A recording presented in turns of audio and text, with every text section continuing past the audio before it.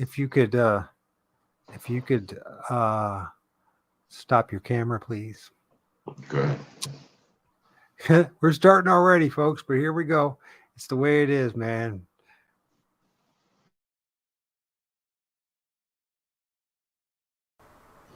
Hey, TikTok, they've been wanting a video, some of you, on how I ground and what to say. This is me now.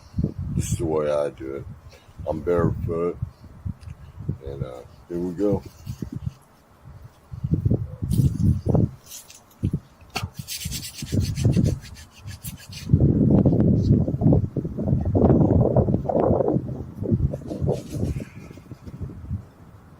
Positive energy in, negative energy out. Light energy in, negative energy out. I release all negative energy, all negative thoughts, feelings, and memories. I release all low vibrational energies to ground. Channeling spirit, my Father.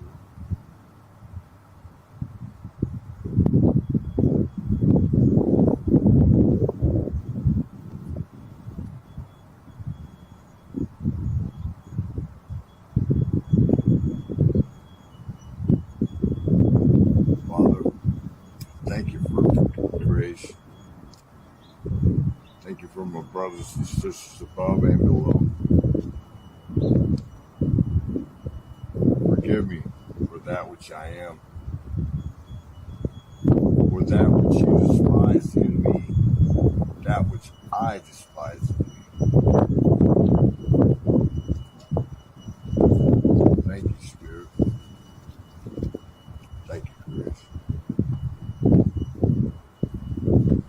Channeling the divine light energy through me, through my brother the tree, and into my sister, spirit of the earth.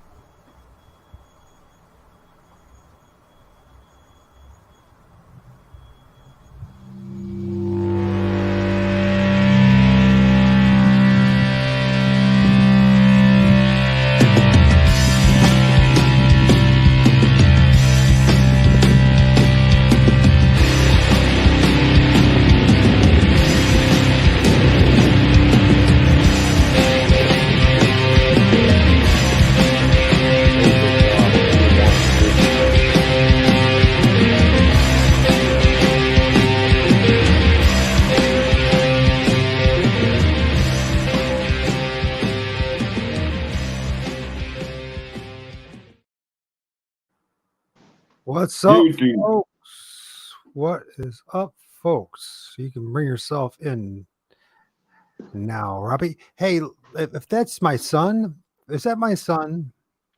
That cannot be my son. But sometimes my son trolls me. Hey, we got special guests. We get Robbie to actually turn. There you go.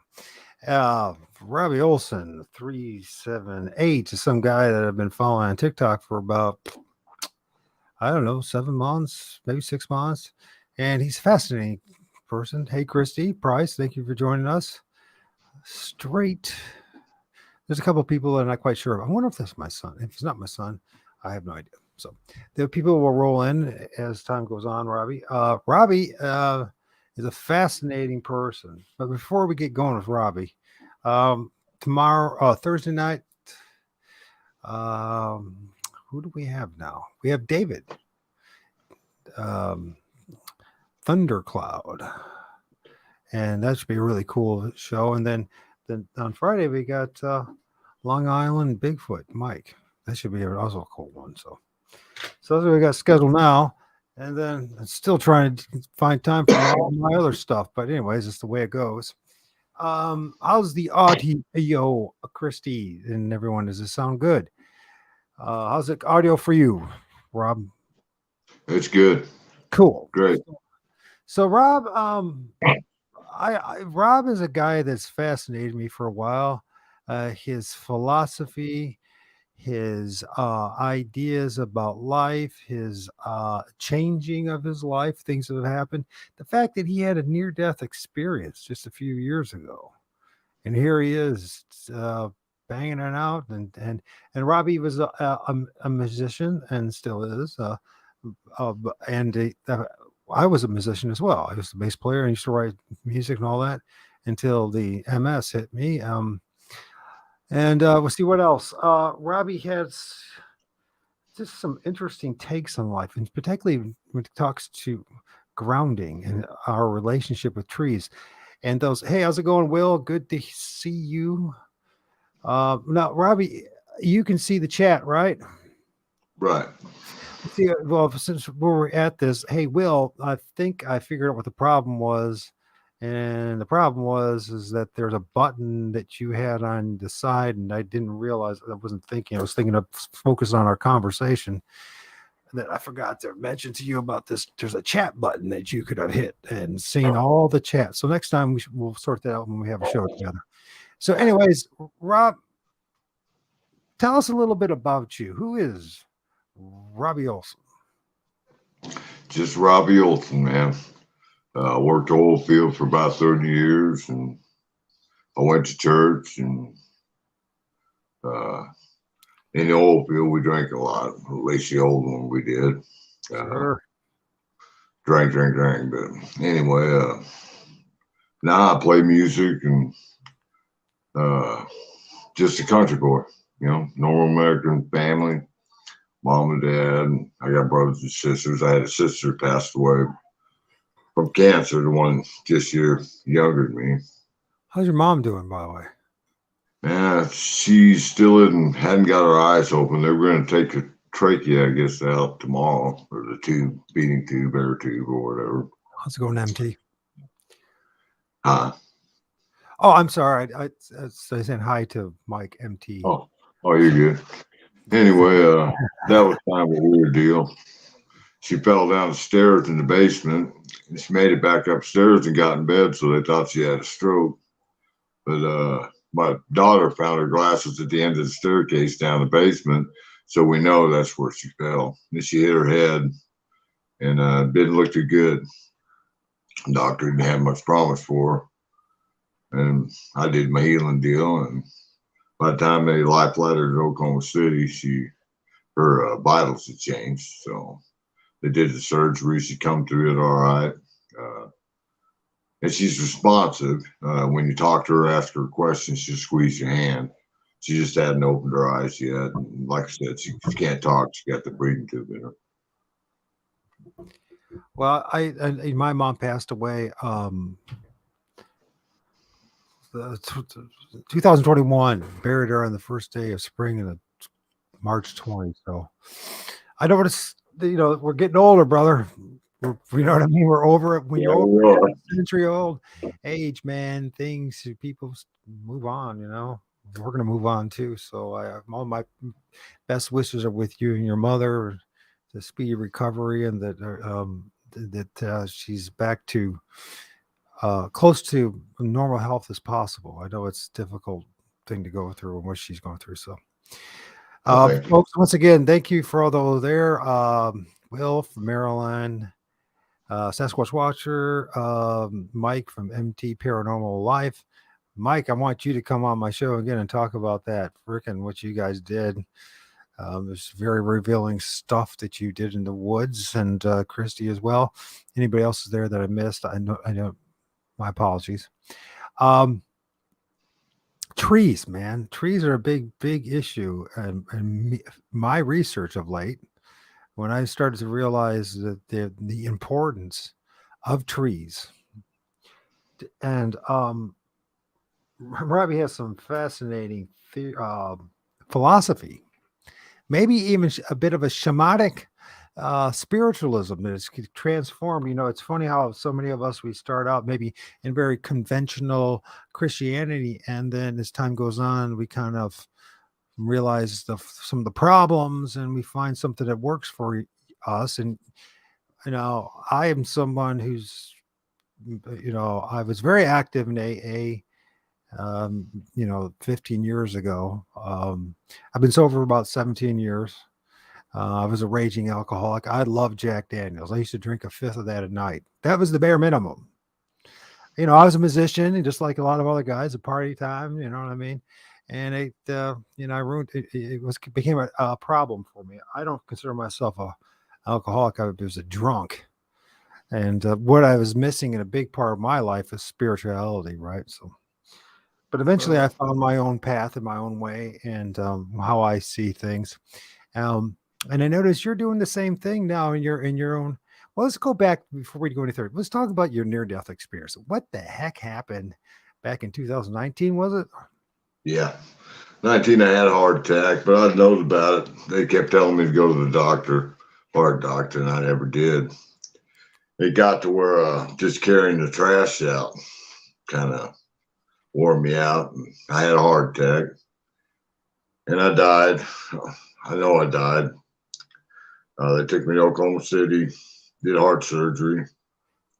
I was out for they did it Monday night, and I woke up Thursday morning, and I knew I'd left here. It wasn't nothing like I was taught, you know. I went to what they call the void. It was dark. I could see specks of light out in the distance. And that's all I remember really about that. I woke up in the hospital. So let's go back to you saw what? I see it. I was in the dark. It was dark. I seen little tiny specks of light way off in the distance. Oh, really? And yeah. Okay. I didn't see the pearly gates. I didn't see the fiery hell. It's funny how everyone sees something a little bit different. Yeah. Some universal archetypes, but everyone has a little different. Before we get any further about your experience with your death, what was your take from that? When you looking back at that, was there any meaning behind that, or do you just think it was just insignificant? I mean, is there any meaning behind that? Because you seem to remember that. I mean, yeah, I remember that. I know when I came back or came to on that Thursday, I went home the next day. My daughter was coming down with the boyfriend. They're married now, but I just walked out there and said, "Hey, my daughter's coming. I'm going home," you know. And as I've grown, I guess I know I was mad. I was really mad that I had to come back because I was at peace, you know. I really didn't even think about this place or my kids or my grandkids. I was at peace, and I had to come back to all this chaos, grief, pain, and I was pretty upset about it. And I've grown quite a bit since then, a lot.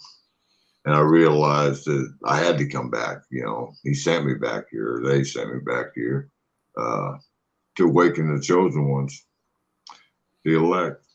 And I always thought they were going to be the ones in church. And my take on it is they were the people of lesser means on the highways and byways. And, you know, I was in the dark, but he was dark, the creator. He that was, that is, that will always be. He was dark because he spoke light into existence. And he even said the earth was void and dark, you know. So I believe he was there. I got a lot of different take on everything, but it was an experience. Well, yeah, let's go down that road at some point about your different take. Let's now go back to this near-death experience. So, geez, you have a heart attack. I mean, you have a big old line running through they cracked open your ribs, huh? Yeah, the funny thing was I got to the hospital ambulance. The doctor, after he looked at everything, he said he never seen nothing like it. But I'd grown 4 veins past the blockage, and that's what I've been running on. And then I'll go down to Oklahoma City, and I had the operation at Oklahoma Heart Hospital, and he said the same thing. It was amazing. He never seen nothing like that. I grew 4 veins on the around the blockage, and that's what was keeping me going. And, was this before the heart attack or after the fact? This was after the heart attack, and the doctors checked me. I mean, the one did the surgery, but he said, yeah, I had to grow 4 little fingers, they called them, past the blockage, and that's what I was feeding on all that time. So they've never seen nothing like it. Kind of a miracle or magic. What do you think might have contributed to that? I mean, you had a pretty hard life. I mean, you're a hardcore dude. I mean, what was going on? I worked hard, man, real hard, and I drank hard. You know, I played hard too. I mean, sure. The drinking, cigarettes. I smoked weed since I was about 16, and it's just a lifestyle. It was real hard. That contributed a lot to it. To the heart attack. But after the fact, what I'm asking is about how the heck do you just automatically just grow through 4 new veins? So, like you said, it's a bit of a miracle. And they told me, well, the 4 veins was before I had the heart attack. My body, I guess, had grown these 4 fingers, had bypassed the blockage, and that's what had been feeding me all these last few years. Was that? No kidding.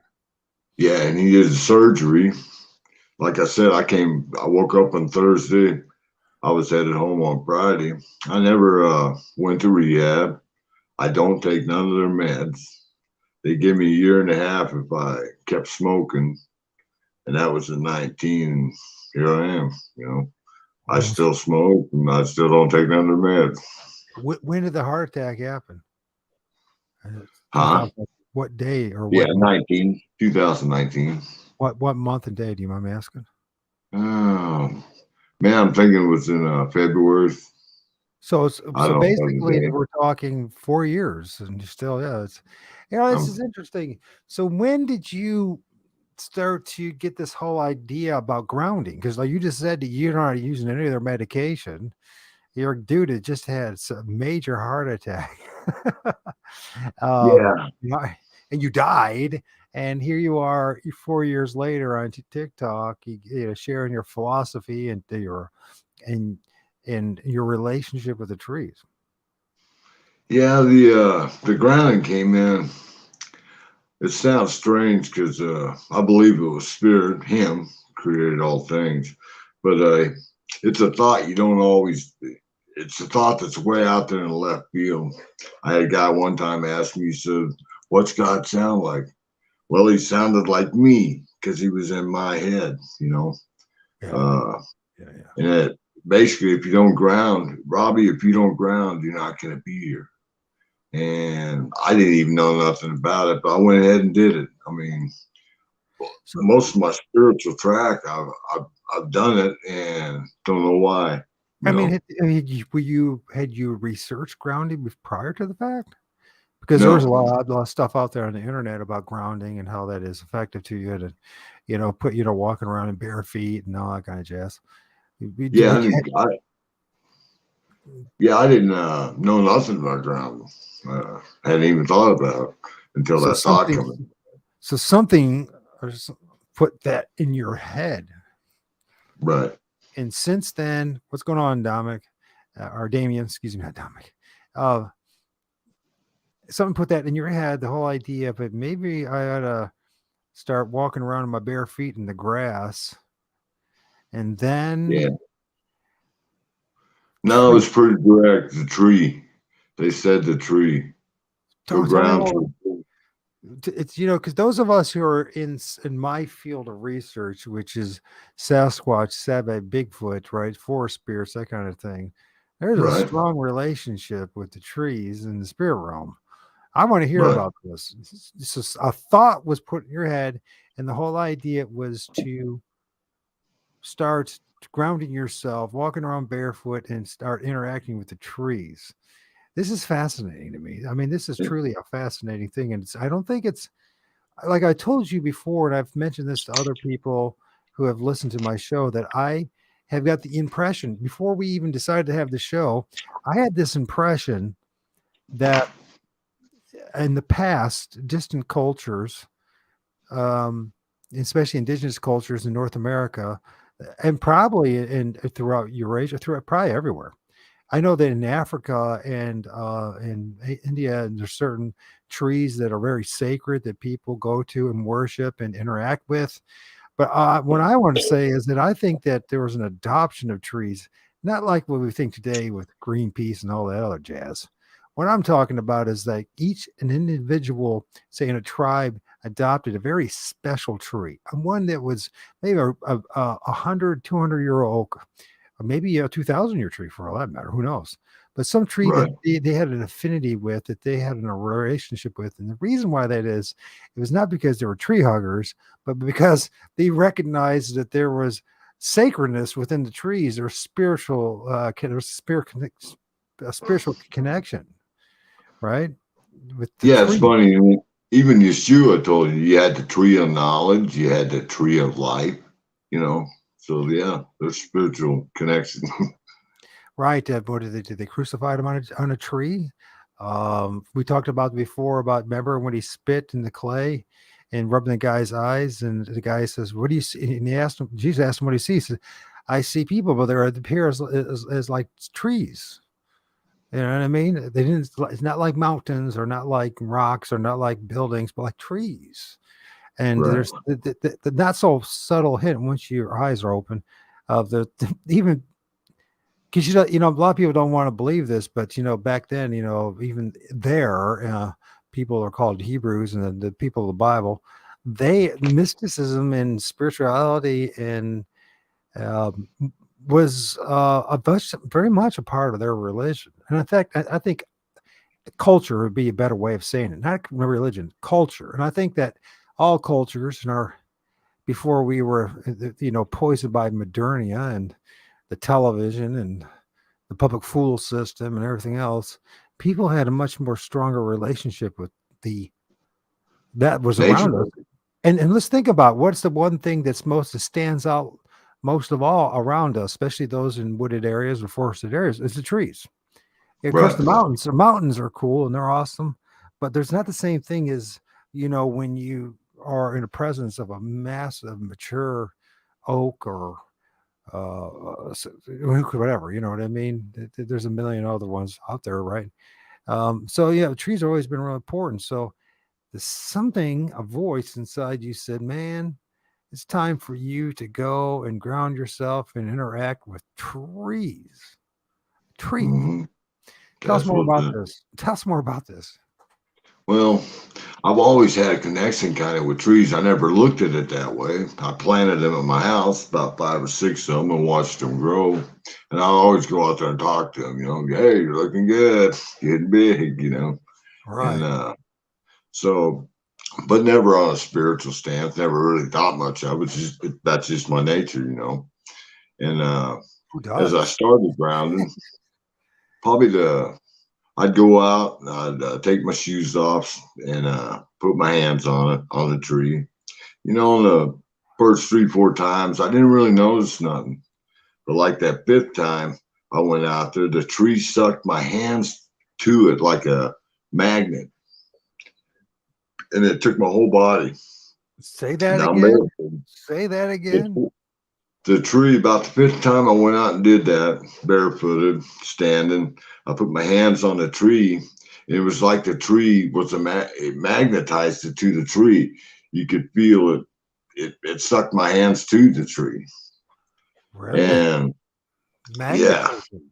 yeah, Electro EMF. yeah, it's Electrical. crazy. And I've had a few other people that have been grounded and did the same thing, but it it felt like my knees were bending. I had my eyes closed. I was breathing in divine energy in, negative energy out, and man, it felt like my knees were bending. And I finally popped open my eyes and my knees weren't bending. And I think it was grounding my spirit up so much that, you see, I believe life is energy. Yeah. I believe that the creator is energy. I believe he's consciousness, and I believe he's balance. And the biggest thing is balance. And I believe that the grounding part of it is to get rid of the movement. Go ahead. Do not hesitate at all with your philosophy, the way you see things, and your point of view. Nobody here is going to judge you. And then if anybody does judge you, we'll figure out a way to remove them. So, although I don't want to do that, actually, just if you are judging them, just hear him out, because his story is fascinating, and I think that it has a lot.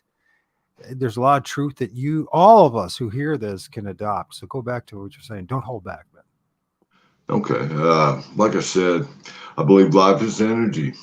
I believe that it's polarized. You can't have one without the other. You can't have negative without positive, good without bad, night without dark, or night without light, and everything. Healing without pain. There's a polar opposite. And we live in a negative world. We know that. We look around. I believe that too. In 1960, they developed synthetic rubber. So we're always on rubber. We're never grounded anymore. As time went on, I realized, listen to science. Science says that's where most inflammation comes from. It's because we're not grounded. And there's many ways to ground. Walking in the grass. They say it's instantaneous. Has to do with electrons, positive, negative electrons. So I believe we build. It takes about 10 minutes to have some kind of change in your body chemistry by simply grounding barefoot. No, I watched the deal on TikTok on that grounding. They were going to measure the difference in energy that was created from grounding, walking barefoot on the grass. They said it was so instantaneous that they couldn't see how much it was, but they knew the electrons or something. And it had to do with cardiovascular, which was way down the road from when I had our deal. But anyway, instead of your stuff clotting, I guess your blood vessels, it makes them slick where they don't clot. And it's on TikTok with grounding. But I've been telling people to ground for 2 years. But I believe we build up negative energy. People feel like they're under a dark cloud. They are, because negative attracts negative, positive attracts positive. Gold attracts gold, lead attracts lead. Gold don't attract lead. So when you get so much negative energy on you, that's all you attract is energy, negative energy. And you're always going to carry, because you're both, you're negative and positive, just like the creator. But I think you can overload on the negative stuff. Feels like you're in the dark cloud, and I believe you are. It's all negativity coming to you and sticking to your energy field. I think that's where disease comes from. Man, when you go to the tree and ground, one thing, the roots go deep in the ground, towards the center of the earth, which the electromagnetic field gets stronger. We're electromagnetic fields, or magnets. We attract. Yes. And you don't get rid of all the negative. You don't discharge it all, but you discharge that which ain't divine. See what I'm saying? Because you want to reach a balance. When you discharge that negative energy, you're able to pull divine light energy.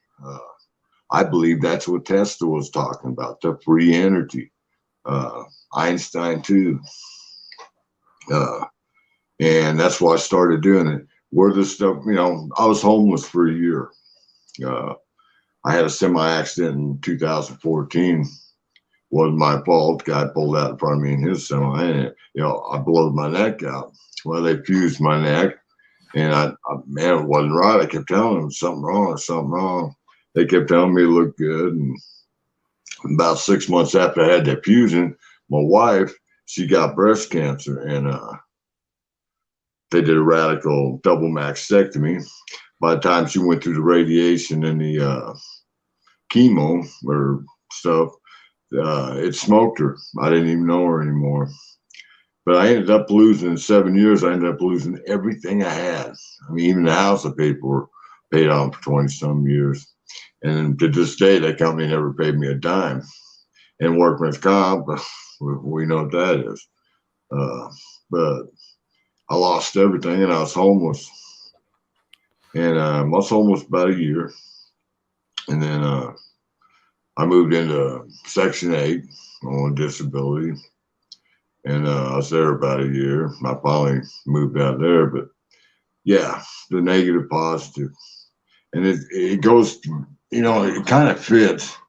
It's funny that Yeshua, see, I believe that Jesus is the opposite of Yeshua. Jesus is the negative, created by the Catholic Church. Wow. And I say that because Yeshua was a master, not a savior. He was a master, a teacher, like Muhammad, a master, a teacher, like Ghana, which they called him Buddha. Buddha means he that is enlightened, he that is awake. They were masters, teachers. What did they teach? They all taught love. And I believe that men of power, where there's power, we know there's corruption. We see it every day. And men of power manipulated their teachings. Now, I grew up Christian, so I know more about it than I do the other ones. But Yeshua, he was a master. They even called him master. I believe Christian is a Roman slave name, which it is. Christianity was developed by the Roman Catholic Church. But where did Yeshua hang out? He hung out in the highways and byways with the people of lesser means, I believe, teaching them they had gifts, spiritual gifts. I mean, he raised Lazarus, and then he looks at the people and he says, "You'll do greater things than I." Well, I imagine they were tripping back then. I believe, yeah. And then I looked at the four horsemen of the apocalypse. It's crazy. These are four religious political belief systems. You got a white one, a black one, a red one, and the fourth one wasn't bay or pale. The word was chloros in Greek. It means green. Four political religious belief systems. The white one being Catholicism, the black one being Christianity, the red one being communism, and the green one being Islam. Interesting. Yeah, it's crazy. And then these are the four horsemen of the apocalypse. And the creator tells you they're wicked and evil. When you look up Jesus in the Strong's Christian Concordance, it says Jesus, horse of war. So you got four horsemen of the apocalypse, and the horse of war, fifth political religious belief system. Here's the other thing about them. 325 years approximately after the master went to a tree, you got Constantine, he starts the Roman Catholic Church. Hence, can't beat him, join him. All roads lead to Rome. I believe that's where they come up with Jesus, the opposite of Yeshua. What really confounds my mind is Jesus, we worship his birthday on December 25th. How ironic that that's a Roman holiday. The sun god, they worship his birthday, Apollo. And then Easter was that's another Roman holiday. I think it was Easter for the Romans. And it's a rise of the sun god. And so that's where I get my take on polar opposites there. And I don't believe that Yeshua went to a cross because common sense. He's standing there. Pilate represents the emperor, right? Pilate looks over and says, "I see nothing this man has done to deserve death." Right. And he sticks his hands in that bowl of water. That's very significant. That means Rome's completely out of it. he turns them over to men of power, the Pharisees and Sadducees, and says, judge them on your laws. And I believe if you go to Leviticus, I think that's the book of laws, look up the penalty for blasphemy. They nailed him to a tree. They stoned him, which was normal then, and they burnt the tree to get rid of his existence. Then they bring him back as a savior to back them. They did crucify people on crosses, but not him, you know. It's interesting. And yeah, I mean, people, another yeah. interesting thing is, when you talk about the alleged birthday on the 25th of December, which is the beginning of the winter solstice, John the Baptist, his birthday was 6 months earlier in the summer solstice. Right. So there definitely is a lot of astrotheology involved in it. That's for sure. Yeah. And I can see where you're coming from with all that kind of stuff. I mean, I'm not necessarily agree on everything that you're saying, but it doesn't really matter if I agree with everything you're saying or not. It doesn't really matter, because one thing that is definitely certain, there's a whole lot of confusion that's happened through religion. A lot of confusion and a lot of misinformation. And so, so I hear what you're saying about that. And I'm not trying to stop you. If you want to share with you're fine. If you want to share with you can say whatever you want, that you're my guest. But I'm just thinking about, so you come to this realization sometime in your life, you grow up a Christian, you have a very Christian background, and of course through your life and basically living like a heathen, like I used to, you know what I mean? Partying, partying hard, Right. Sex, drugs, and rock and roll, even back then, you know what I mean? It was, even though it was a 70s or 60s, 70s term, it's still, for a lot of us, that's the way it was. But anyways, in the process of time, you start finding some kind of connection with the higher power, God, the creator. And did you start working on this? Because I know you said you're pretty much a dark character prior to the heart attack and your near-death experience. Is this spiritual thing started happening after the heart attack type of thing, or before? Yeah, really hardcore. Once I got to grounding, that's what connected me with spirit. To breathing in, it's more meditation, but it's like praying. That's when I started becoming awakened. It connected me with spirit. Now, I'd had encounters with him before, the creator, but I thought it was just me. I'm nuts, And sometimes I still think that, but anyway. If you're not a bit nuts in this world, there's something seriously wrong with you, actually. I figured out that I'm one with creation. You see, we're spirit and energy. Okay. The sun is the spirit energy, the moon, the stars, each one of the stars, the planets, the earth, the birds, even the air we breathe is a spirit energy. Right. The water, the animals. These are all our brothers and sisters in creation. He is creation in him. And that's why I talk to him. It sounds crazy, but I travel to the upper and I've traveled to the lower. Why does that sound crazy? Well, people look at me like I'm nuts, but I ain't. I mean, well, one of the things that I've observed with all of us when we have our shamanic moments and our spiritual moments, and hey, listen, I've seen Bigfoot, right? And there's a lot of people in this room who've seen Bigfoot, or something, or spirits, or ghosts, or stuff like that. And it's like, yeah, when you go through this kind of stuff, you do feel a bit crazy, but that doesn't mean you're crazy. By the way, Julio, good for seeing you. Thank you for joining us. This doesn't make you crazy. So I guess what I'm trying to say is, brother, don't call yourself crazy so much. It's easy to do. And by the way, I've had moments on this show where I remember when I was interviewing my buddy Jared. During that interview, I must have said it was crazy. It was crazy. It was crazy. At least 3 dozen times. I look back at it. I listen to it. I I'm like, do. what was going on spiritually in me for me to say that? And part of it was I hadn't had any sleep in like, I've had hardly sleep in like 3 days, and I was really tired and exhausted and all that.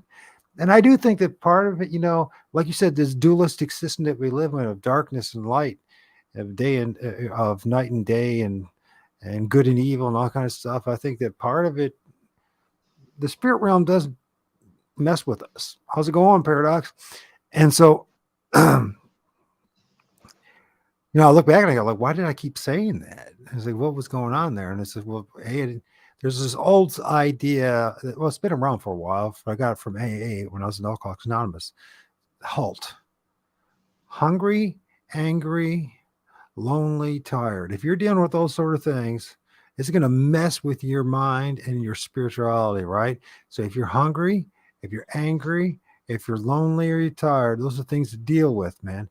And so if you deal with those things, you're going to have much more level, balanced, properly charged time, right? I mean, so if you're not dealing with that stuff, then you deal with those things, you know what I mean? So that's why I wasn't dealing with that.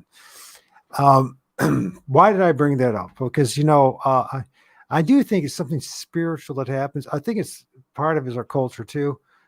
But when we experience something new that doesn't fit the norm or the official or authoritative narratives, we're conditioned to say it's crazy. Well, that's not true. And we've lied to ourselves, and people have lied to us. We're not crazy. What your experience is a greater sense of self and the reality that you're in. And it doesn't fit in with the mainstream media because, as you bring it up before, when it comes to the control apparatus that we're under, you say all roads lead to Rome, and I agree with you. I mean, here's a little secret for everyone who didn't know this. The original name of Washington, D.C. was Rome, Maryland. Now, I'm not knocking Roman Catholics, but I will tell you one thing. All roads do lead to a place in Rome. It's the largest monarchy in the world, and it's called the Vatican. And it's an extension of the black nobility, but it has nothing, I'm not knocking Catholics because there's a lot of wonderful Catholics. I'm just saying it's just at the very top, there's a bunch of black magicians running the show. That's what they're doing. And they use their magic and their sorcery to convince us that when we're having these special quote unquote supernatural or spiritual experiences, we're getting closer to the creator. We're like, oh, you're going nuts. And no, you're not going nuts. You're actually waking up. What's the problem? That's what's happening. And some of us, it takes a heart attack to wake up, right? Right. Yeah. Stay sleeping here, man. I was going to say, that year I was homeless, I was studying Tesla, I'm Einstein. I never was interested in that. And I couldn't figure it out. I thought it was kind of strange. I even told myself, man, what the hell are you studying this for? And it was funny, but how everything leads into something else. Now, I made a lot of changes in my life, but, like the drinking deal, I went to AA, the cult of not drinking. I have a right to say that because I was Mr. AA. I had started meetings that still exist to this day.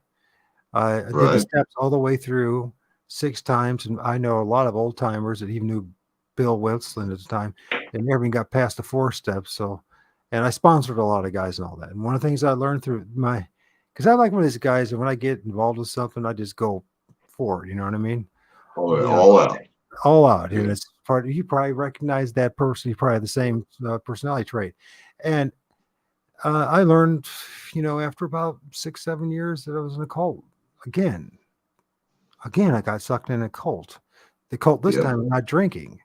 And so I had to make a decision. And, I think that's all part of the process of coming to reality and kind of greater awareness of self is when you're willing to let go of the group and follow the truth of the creator or God and all that, And I think it's something that's universal that happens to many people in different ways, different paths. Each and every one of us have a different path that will eventually lead us to the ultimate source of truth, right? Right. And when you become awakened to you see all the holes You know, I tell people, I said they call it the Holy Bible because it's got more holes than Swiss cheese. Nothing ever lined up. Let's look at the rapture. You know, the rapture. Supposed to get raptured before the Great Tribulation. He says, lest I shorten these 7 days, which we know are 7 years, my buried elect may be deceived. So he shortens it in the Bible. He shortens it to 3.5. My question is, if this big jet airliner is coming through to fly you to heaven before the Great Tribulation, what are the best of the best doing here halfway? Ah. You Well, know, just things like I that. have studied the Bible intensely, and I have it's overwhelming that it has nothing to do with our day. So And it's nothing against the people, nothing against them. It's just, it's saying, it's like my deal.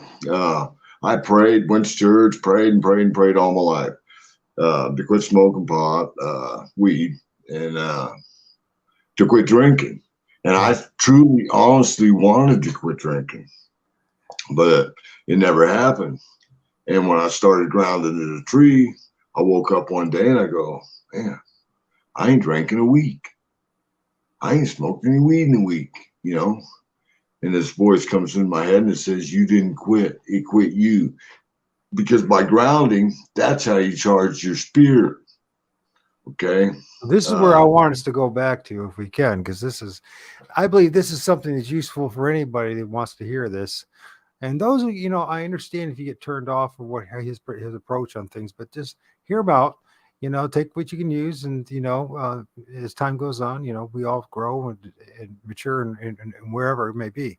I mean, I have a lot of issues with Christianity myself and the Bible as well, because saying that, I still believe in Christ and I still believe in God. I just have a different. I might probably make more in line with the Gnostics, but that's my issue. It's someday if you it guys was want to talk. hard on me. That's your whole foundation of your life is built on that. From for me, it was Christianity. For other people, it's whatever religion they are, Buddhism or Islam. Uh, but your whole foundation, it damn destroyed me It because does. this Religion ain't. has ruined of many a family and many a person. This is true. I mean, it's an undeniable fact. Uh, Yeah, but you, after the heart attack, a voice in your head says, start grounding yourself and go to the tree. You put your hands on the tree. It's almost like your hands are like, after the fifth time, you're like, it's almost like you can't move your hands away from the tree. It's like almost like you're glued to it or magnetized to this tree. And in this process, you start having some healing. In other oh words, yeah. you start quitting your drinking and you're doing too much pot and all that kind of stuff, which was for you, it was time to I do it. got nothing against that stuff. You know what I'm saying? Oh I no, I don't don't. condemn anyone for No, drinking no. or smoking pot or. It's Uh, that's not what it's about. I mean, you just had a heart attack. You died back in 2019. These are things you had to stop, right, for your own. And this is like the spirit realm, I guess, if you will, and the spirit itself, uh, saying, "Hey, come this way, and we'll heal you." And I didn't want to hear about this because this is a fascinating story. I mean, it's well, it's a, let's go back to a semi accident. I had two more discs that were blowed out to Dr. Snell at the Oklahoma, whatever it's called. Anyway, he's a neurosurgeon, and we finally found him during the pandemic when it first came out. I was getting massive pain in my arm.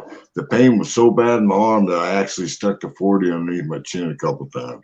It was that bad, that extreme. And you couldn't get no help because they had the pandemic going on. They did an MRI. They found them two other discs. I healed them by grounding to the tree. Uh, the heart deal. Uh, I like I said, I never take their meds. Pharma in Greek says witchcraft. It's witchcraft. The word varma in Greek is witchcraft. Uh, so the pharmaceutical company, on and on. But yeah, I didn't take none of their meds. That's the funny thing. Then I had that massive stroke, you know, Man, it took out my whole right side. That was scary. When did this happen? About a year ago in March, let's see, February 28th, matter of fact. So you would go through some crazy stuff, and then you end up having a stroke. And then what happened after that? How did the grounding help you with the stroke? My doctor, Dr. Nappig, he couldn't believe he didn't think I was going to be able to walk. I mean, it took me out. I couldn't talk. My right arm, I had no control over it. I couldn't walk. And the nurses were super good. I went a week on one floor, then I went into rehab for a week. And the nurses were real cool because I believe in grounding. So they'd take me outside and I'd go up to that tree at the hospital and I'd ground. Lo and behold, they were grounding with me, you know. And I went home because I got a dog, and I knew he was wondering where the hell I was at. But this voice come up on me when I was in the hospital, Lord knows, and it said, "I'm going to show my glory through you." And I'm thinking, I ain't gonna lie to you. I said, "Man, can you start showing your glory through somebody else?" You know. Yeah, I can understand that one. Yeah, I can dig that. Yeah, I'm beat down anyway. How a guy can go through so much in a short period of time. You know, I mean, you're talking years, but no, as I grounded, I ain't had. I'm healing. I ain't 100%, but I'm a lot farther than I was. So I'm getting to where I can play guitar again. And just a lot of things in my life. But no, it's in the grounding. The tree's the key. The other grounding deals are good. Anytime you ground, you basically, it's good for you. But that's baby food, baby steps. When you go to the tree, that's what connects you with creation. Him. Well, that's just fascinating because you went to the trees. Something motivated you to go to the trees, and that has helped you to get through a massive heart attack, a stroke. Homelessness. I know. It took me 3 years, but I'm living on the west side. What's that? I said it took me 3 years from going homeless to living in the projects to moving to the ghetto to living on the west side. There you go. So it's helping you out. Whatever your interaction, your grounding with the tree. And is there a specific tree, or does it matter? I go to the same tree every day at this house. When I was on 12th Street, I went to there's a tree in the backyard. I always went to it. But I've gone, like I go to my son's, I go over there and ground. They're all connected. Science says they're all connected around the world, underground. All the trees are connected. I believe it. I call it the spirit of the trees. They're like that video you was showing when we started where I was showing how to ground, and there was a high pitch there. Man, every time if I go outside, I hear that, man. It's the trees. See, they vibrate at a high frequency. No kidding. Tell us more about this high pitch and this high frequency. What are you hearing? What are you sensing? Man, it's just, I'm so low voice, but it's just a high pitched squeal kind of.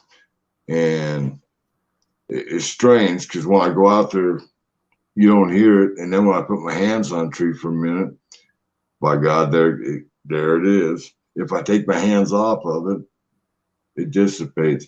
You see something happen about a year and a half ago.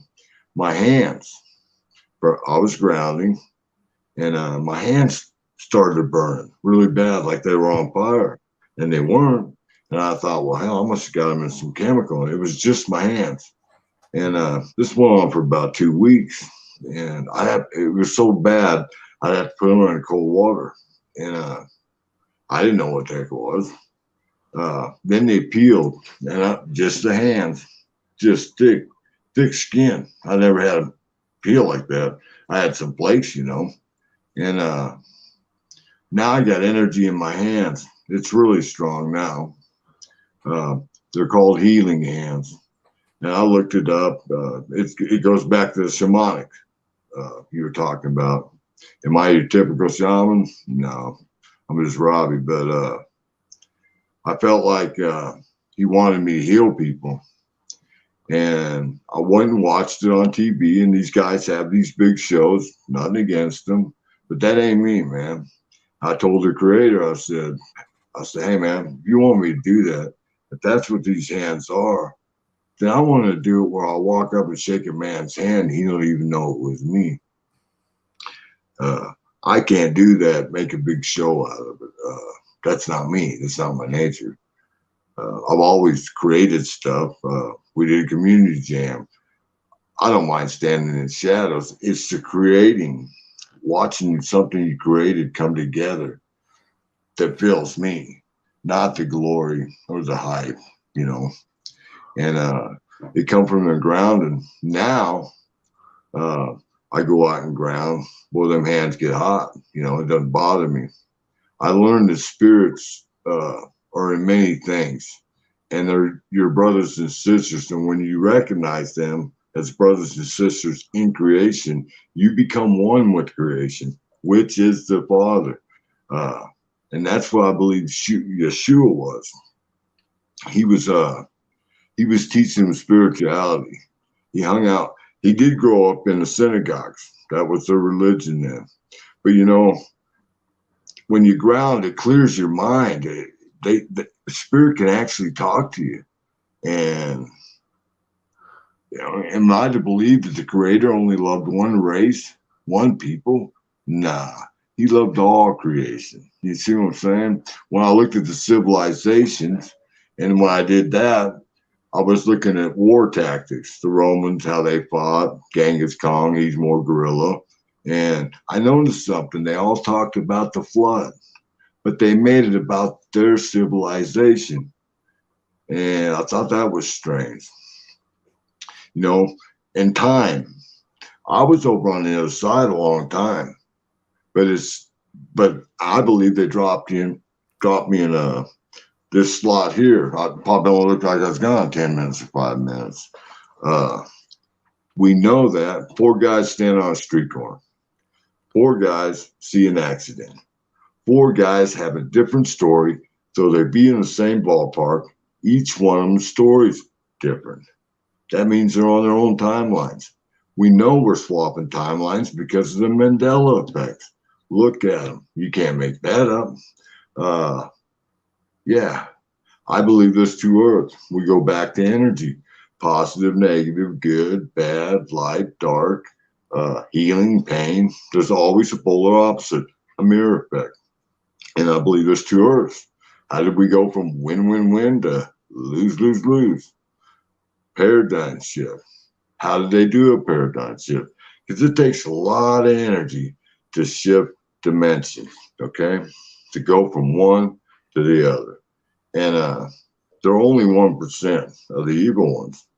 It goes back to Newton's 3rd law, action, reaction. The evil ones, they put out a negative action. We, the people, we, the many, the power of the people, we pushed against it with low vibrational negative energy. When you push against negative with negative, you increase the negative power. That's how you do the paradigm shift. I just want to say hi to my right-hand man, Sheldon. Thank you for showing up. You're good. Fear, anger, hate. Remember all the riots and everything? Yeah. Creating what? Chaos, fear. These are low vibrational energies. And that's how they did it. A paradigm shift. Back to it. I believe we're each on our own timelines. And I believe there's many timelines for each of us. And it's possible for me to swap in another timeline. Now, these things are so close together and gradual, you don't really notice it. Us that were alive in the 80s, we're noticing quite a bit, The younger you ain't noticing, but you call this place Hades. Huh? You calling this place Hades? Yeah. Well, It does seem like hell at times, doesn't it? well, the scriptures, they say, and the old earth will pass away. He doesn't say destroyed. And No. things that he destroyed, he says he destroyed. He says it pass away and there'll be a new earth. I believe that the low vibrational people with low vibrational energies are going to pass with the old earth. And that to me is going to be helpful. See, I look at heaven and hell and the keys to death as metaphors. I believe that men of power, where there's power, there's corruption. I believe they put that in there. And still fear. That's one of the greatest negative energies there is fear, hate, Yeah. It's like when I went to church, man, I'd be all happy in the morning when the girls were little, my daughters. And we get them all dressed up for Sunday clothes. And me and the wife, we were all happy and everybody. And we go to church.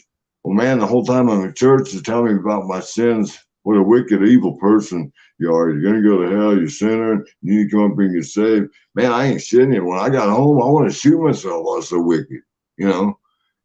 They always have you looking at the negative parts of your life, Right. Fear of and condemnation and yeah, and we never look at the good things that we do. You see, when I died, a lot of people don't know this.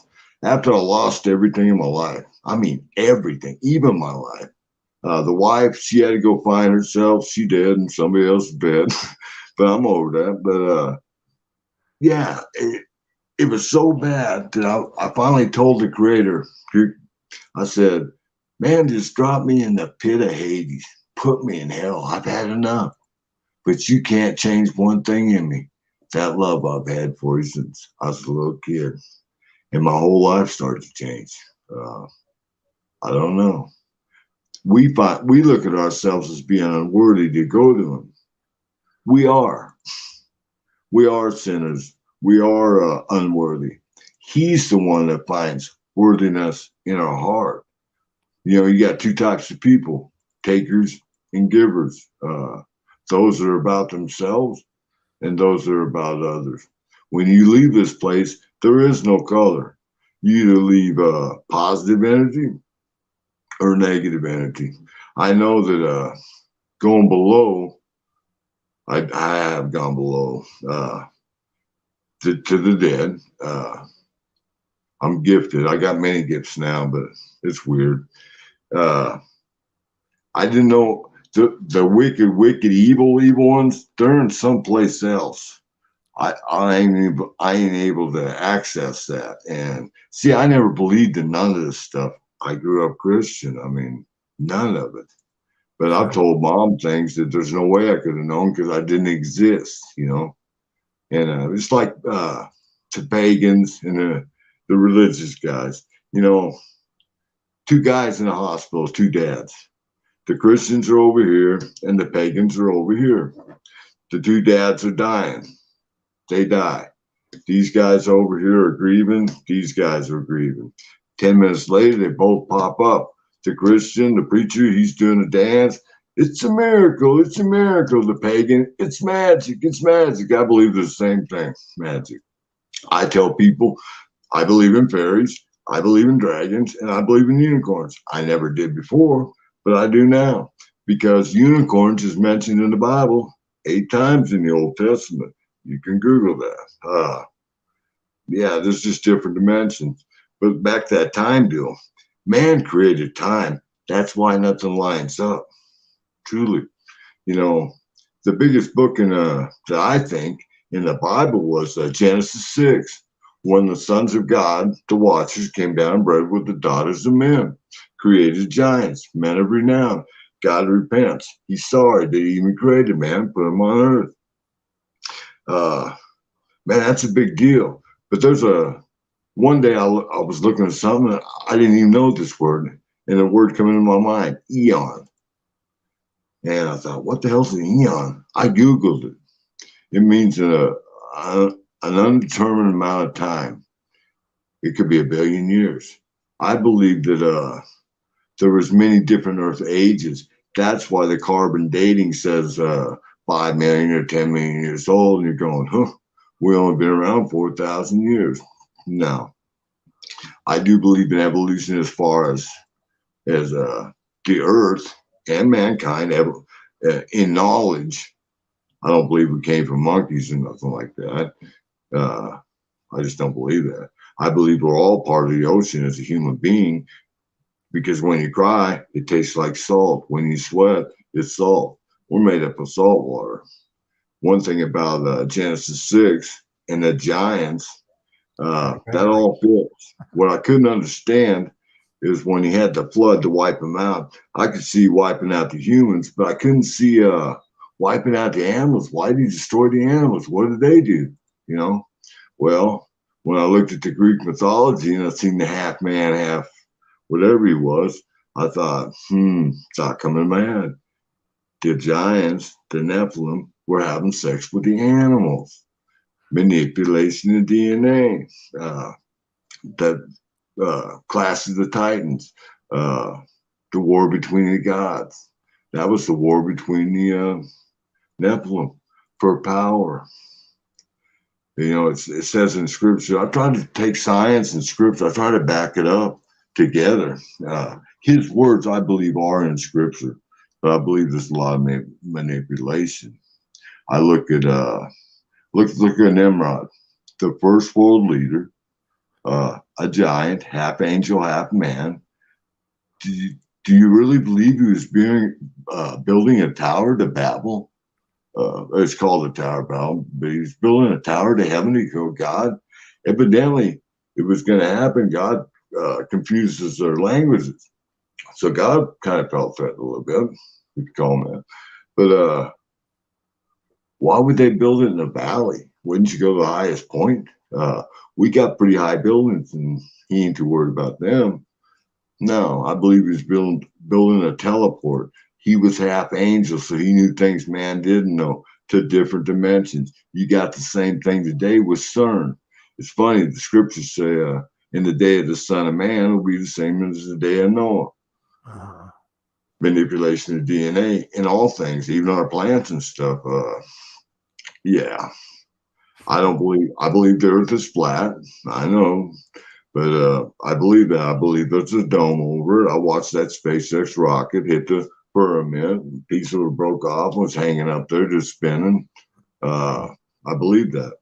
I believe they can't get out of here. And I believe they're letting stuff in here, entities and stuff, spirits, energy.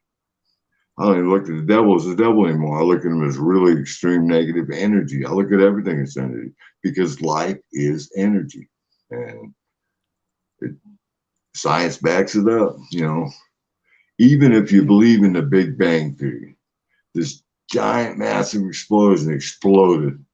Everything in the universe landed perfectly where it's supposed to. What keeps the balance? He keeps the balance. Scientists say energy can't be created, neither can it be destroyed. Why is that?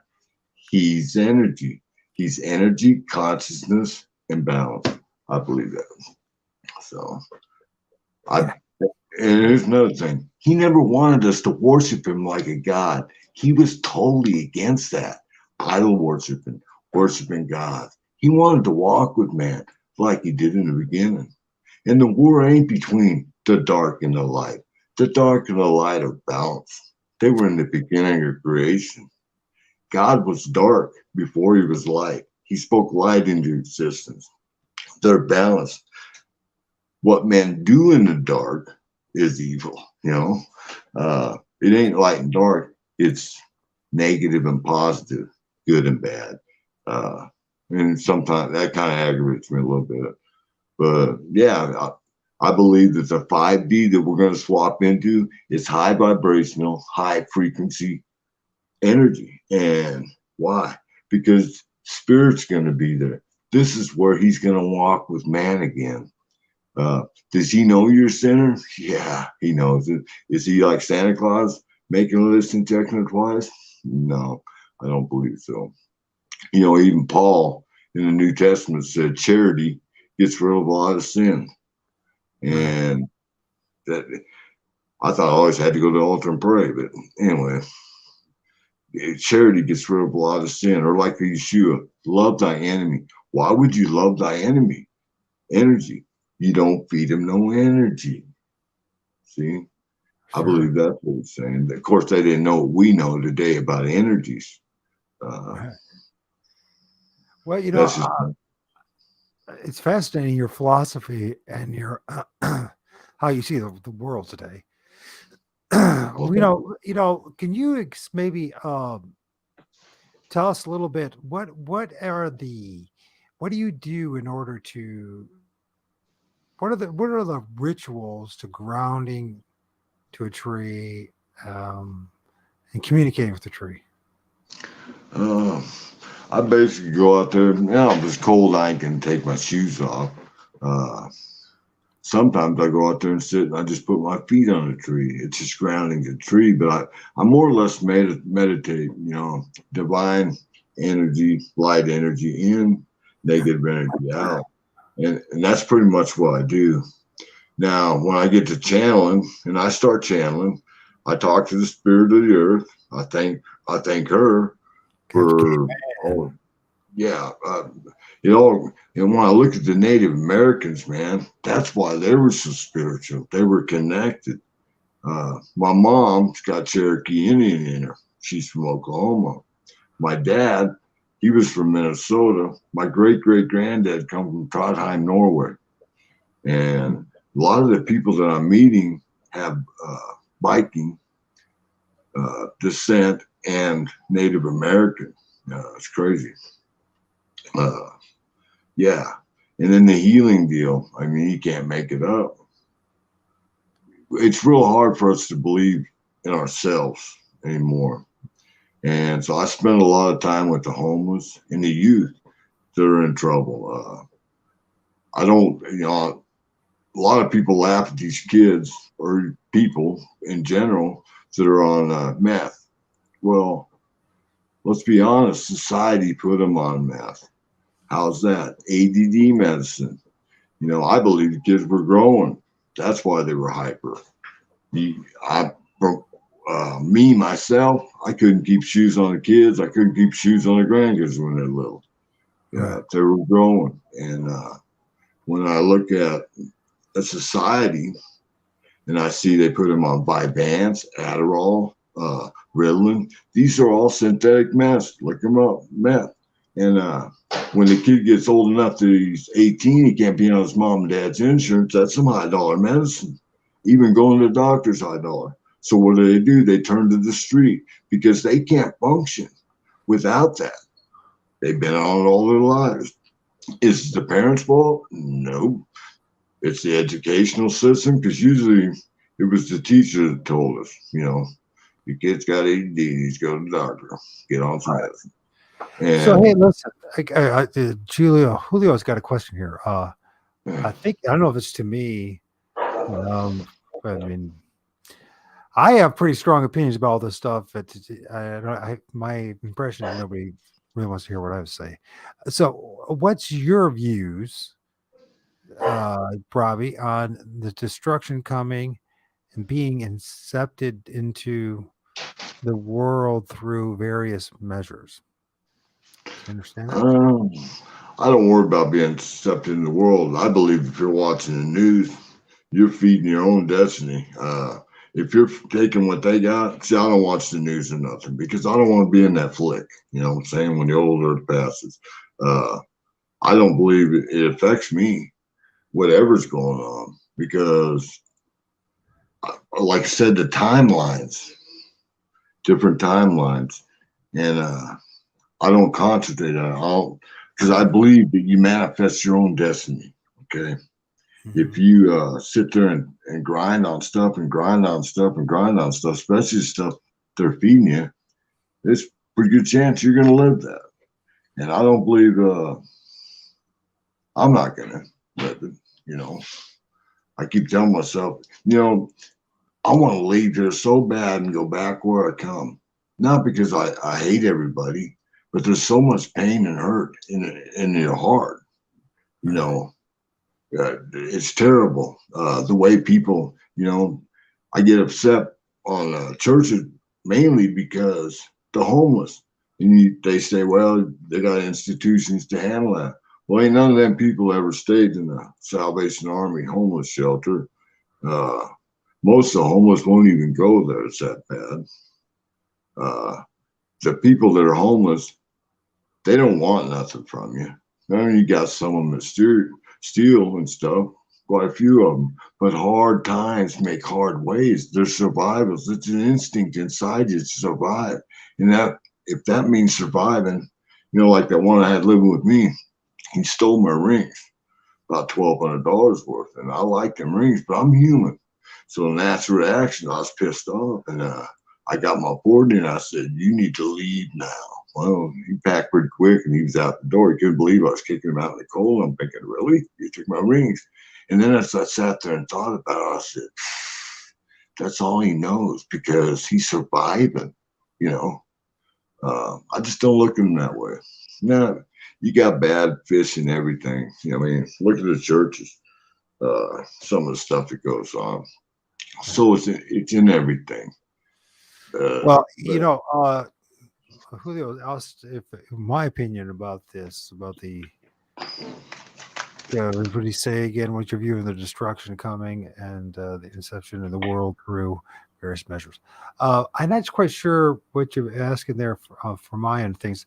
My study of scriptures is very clear that right after the flood, there's a promise that God would never curse the land again. Also, there's a world without ends. And then if you look at the New Testament, I am what is called a full preterist. I am somebody who believes in fulfillment eschatology. In other words, everything in the New Testament ended with this destruction of Jerusalem in 70 AD. Every single prophecy that Jesus had nothing to do with us, had all to do with his own generation, his own disciples, and his own apostles. He promised that everything would happen in their generation, and there are endless verses in there in the New Testament. I know it sounds pretty radical, but it's not radical. If you study from the very beginning of Matthew all the way through, you'll see that's what the clear message is. Now, is it Roman providence and it's all Roman propaganda or not? Who knows? Is this world cyclical with, ups and downs? Yeah, absolutely. And will there be something that may happen again? There's pretty overwhelming evidence this place has cataclysmic events in which a great upheaval happens and a whole bunch of things change and the end of life and all kind of stuff. But I don't believe this place is designed to end. It is designed to change.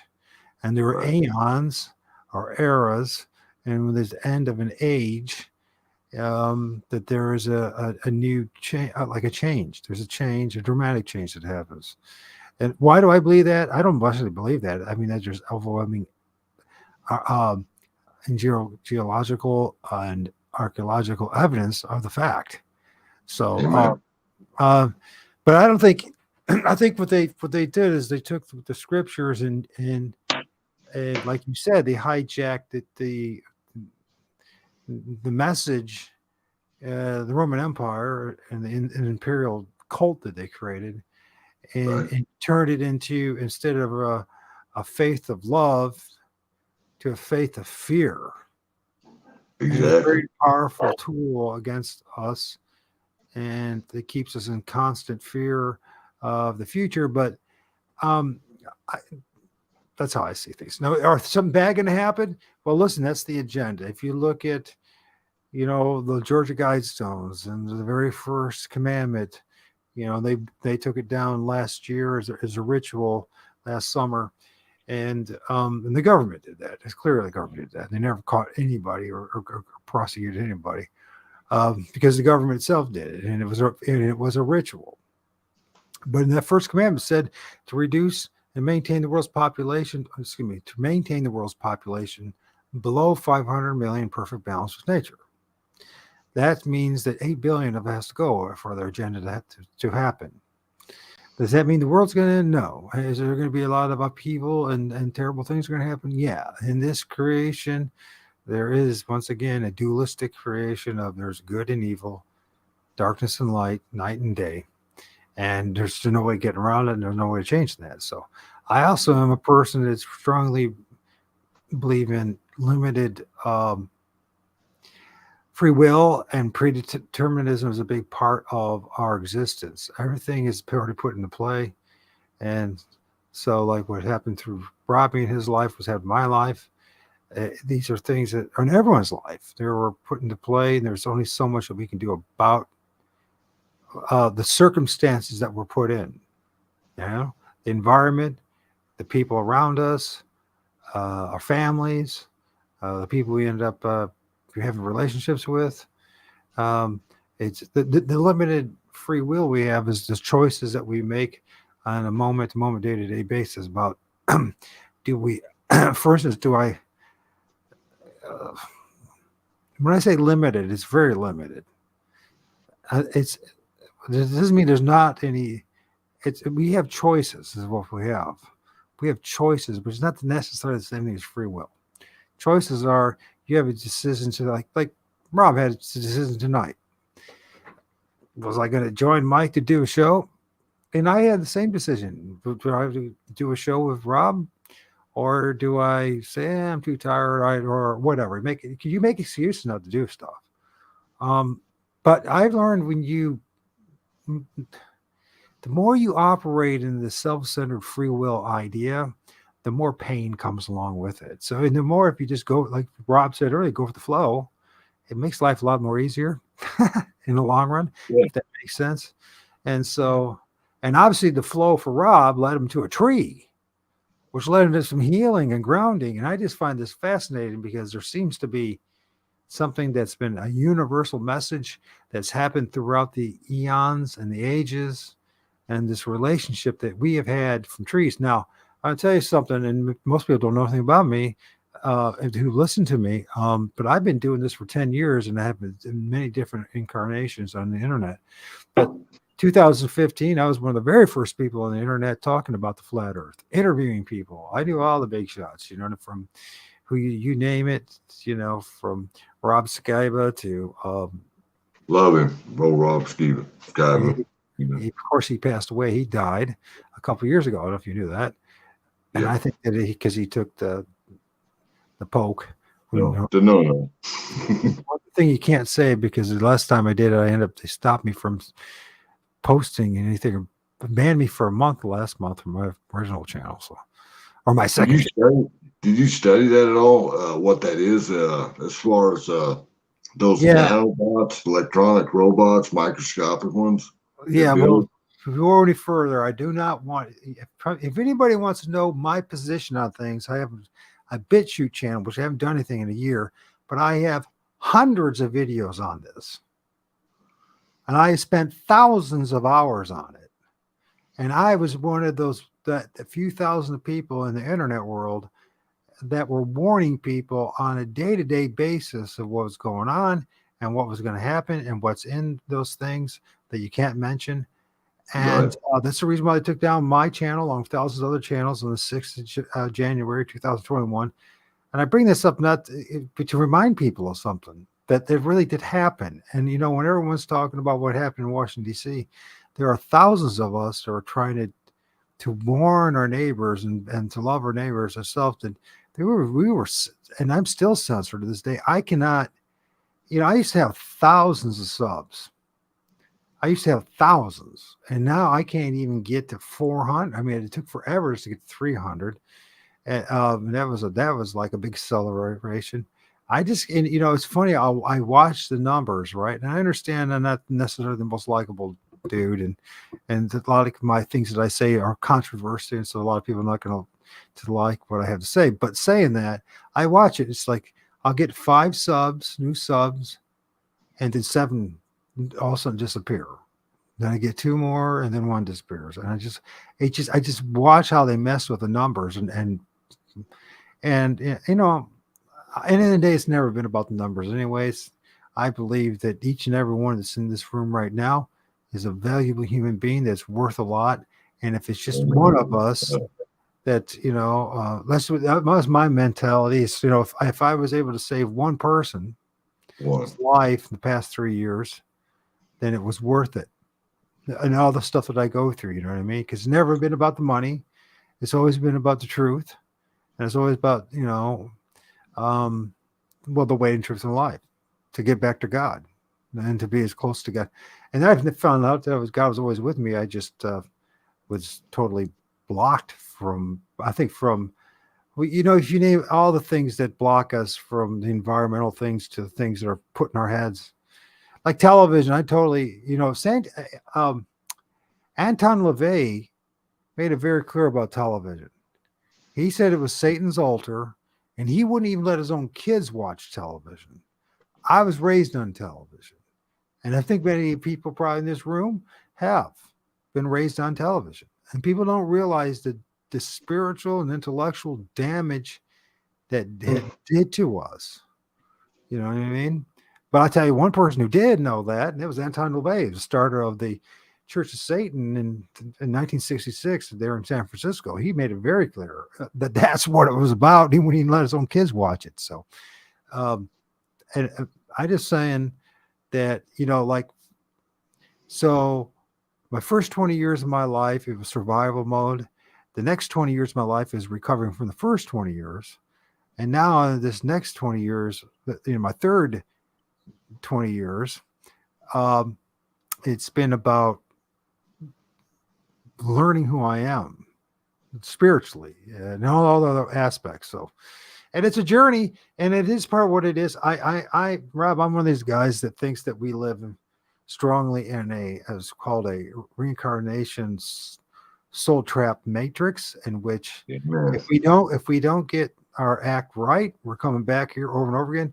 Now, the lessons, I don't believe, are the same things what New Agers think and what Hindus think and everybody else thinks, because I don't believe that we're here to learn lessons, except for one thing, and that's how not to come back here. Right. To come from here and go beyond the pleroma, past the stars, and back to the, as the Native Americans say, our happy hunting grounds, where we came from, or where we're supposed to be.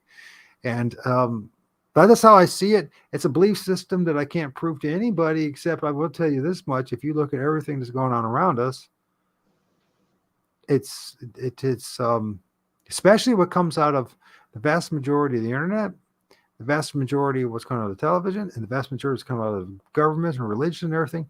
They're all designed to crush our spirit and to put us in a very negatively charged environment, and never to really come close to our potential. And this is when I'm listening to you, it's like going along with everything I've been trying to share with people, and that is that we are bipedal walking batteries. You brought it up about salt water and how you need salt water for a battery in its own right.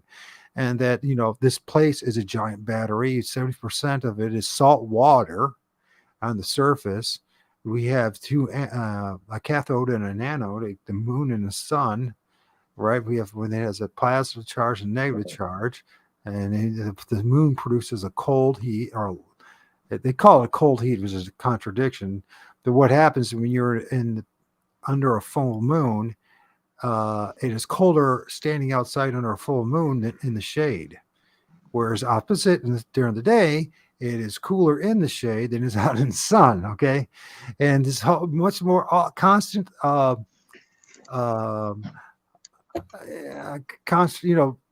duality of this creation, right? Right. Fascinating thing is too, when you look at the sun and the moon, and this is when we have eclipses, is it because they're the same damn size, and they'll try to tell you that it's distance and space and all that, but that's number magic. And you can say that's 93 million miles away, the sun, or you can say it's 23 miles away. And the problem is, they'll talk about trigonometry and all this other stuff, and how you can determine it, and when you really break it down, you say, no, you can't. There's not enough surface area for one point and another to really determine. My favorite of the deception is called light years. Light years, I love that one. And as we're looking at light right now, and it says, it is, it's 10,000 light years away. Well, first of all, we still haven't been able to determine what a light year is today. It still has a debate to this day. There's no way to determine what a light year is. It's all group consensus and it's sorcery. And in fact, I think most of what we are suffering from is sorcery, the illusion Amen. That's that right. are put in our heads.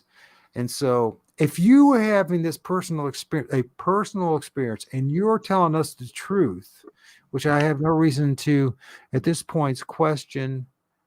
Well, he just dropped off. The question, Rob. Hopefully, he'll come back. I have no reason to question Rob.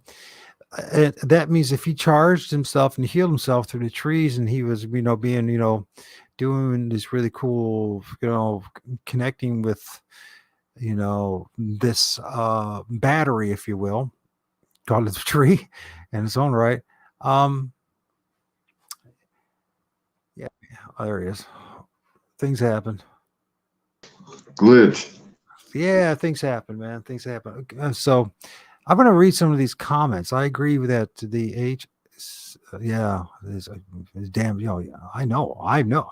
Listen, I know numerous people who are magnetic because I tested them. There were the ones who were brave enough to do it, and I also know numerous people that have been damaged from it, and because I did believe the foundation of. That thing that has the two serpents, just because I can't even mention that word without being banned. That thing with two serpents and all that, we're dealing with something. Let's think of snake venom, and the foundation of our system is based on eugenics, first and foremost. But it comes back to the Hegelian dialectic: problem, reaction, solution. Create the problem, people react, and you already had the solution, right? And that's exactly what they do. So that's how they manipulate us. Now, saying all these negative things, right, which are real. So then what is the and here's the other thing about like with the new age thing and the new age bent and all that kind of stuff. It's all about positive thinking, right? But the problem is positive thinking, it really is a form of being delusional thinking. Now, a proper functioning battery, if we will, and if we are bipedal batteries, there's a positive and negative. It's you can't avoid one. That's the other. And expect to function and see the world properly. You just can't do it. So what you need to do is to be able to have enough light in you and enough courage in you to look into the darkness, accept what's really going on, and then so that you can readjust yourself and go right down a more the balanced direction or whatever, right? So here we go back with this like this whole tree and it being like it functions like cables to a battery, if you will, like neurons to this of a giant living system that people call the Gaia or whatever. It's, you can call it whatever you want, and you can get all wrapped up in the new age stuff and all the nuances, and you don't have to join any group, by the way. That's the thing that I want to tell everybody. You don't have to join the group. You don't have to join any cult. You can take the truth that's found in many different ideas and apply it into your life. You don't have to belong to a group. You don't have to call yourself this, that, and the other. I like to call myself like everyone else. We are children of the light. We all are. We can't function in the dark. Although I know a couple guys that say that they have night vision of some level or another. But the fact of the matter is, none of us can do a darn thing, without a fire or without a flashlight in the middle of the night. We're children of the light. That's who we are. We're children of the day. And no, Yeshua said it best. He said, "I come to the dark, that I might shed light on the dark."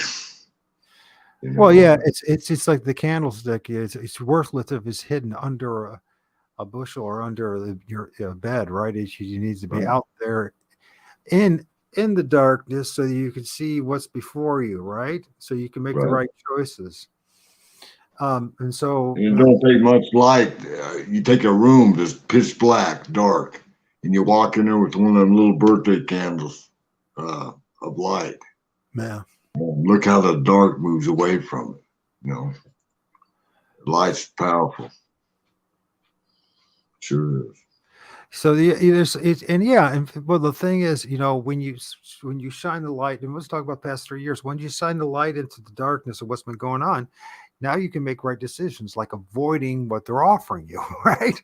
You say, Right. okay, this is not for me. I'm going to go a different route. Now, let's talk about a different route. Then this is, and by the way, if you're a Bigfoot researcher or you're in the paranormal or all the, this is so relevant to what we're talking about, but it's hard to see right away because this guy's talking, Robbie is talking about, grounding, walking around his bare feet and touching a tree and showing reverence, respect to the creator and all that, and just being absorbing that positive energy from that tree or life force essence.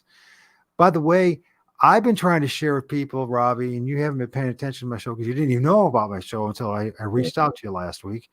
And I think I don't even know if you actually even seen one of my videos yet. It doesn't really matter. It's up to you. But the fact is, what I've been talking about is that many of these spiritual beings that manifest, and they use the life essence, the force of the trees for them to manifest. Okay. And this It is makes sense. I mean, so go ahead. Well, you can take all the power you want and connect it to your breaker box. But unless you got a ground rod in the earth, you don't get no power. Your spirit's the same way. How do you energize your spirit? By grounding it. So let's say I took some Like a meds. tree. A tree is a perfect, right? Is it grounded? Because it goes up on the earth to the water table, you know. The ones that took the no-no and didn't know it. All they got to do is ground to the tree. 'Cause the tree heals. And sea salt. I take sea salt baths. You can literally, if you take a sea salt bath, you sit down in it, you can literally feel your energy field around your whole body. And no kidding. It's crazy. The ancients used to track thousands of miles to bathe in the sea to get rid of disease and illness. Well, California's a mess, brother. You're right. But Yeah. honestly, as bad as that is, I got a brother. My big brother lives in Northern California, so I get my reports as well. So it's not much better there. But honestly, it's not that much better anywhere around here. You know what I mean? We're all in a very much a predicament. And I'm just thinking to myself, well, what's the harm to listening to this guy, Robbie, talk about his experience? And what if he's right? What if not only can the spirit realm use the life force of these trees to manifest and to travel from the lower world to the middle world to the upper world, what if we can actually heal ourselves as well through these trees? How far-fetched is this? Is this have any connection with ancient wisdom that it's just been simply revealed to Robbie? Amazingly enough, I'm grateful for it. If it is the case that it's true and I don't have no reason to doubt it, then maybe this is what our ancestors knew as well. Maybe they knew this as well. Maybe they knew, of course, in a time of a lightning storm, it's probably not a good idea to be under a tree, but most time, was it such a bad idea to be? If we look at our ancient past, our distant ancient past, when trees were much, much, much, much, much, much, much larger, I mean, it seems like we might even probably had a possibility at one time of actually building whole cities or villages within the trees. And just kind of like Avatar, like the movie Avatar, he got was a Carpenter or whatever the author or who the director was. I can't think of his name now. I think it was Carpenter. He got a lot of his ideas from indigenous populations in Canada and North America. People don't even realize that, it wasn't an original thoughts. Most of his were not original thoughts.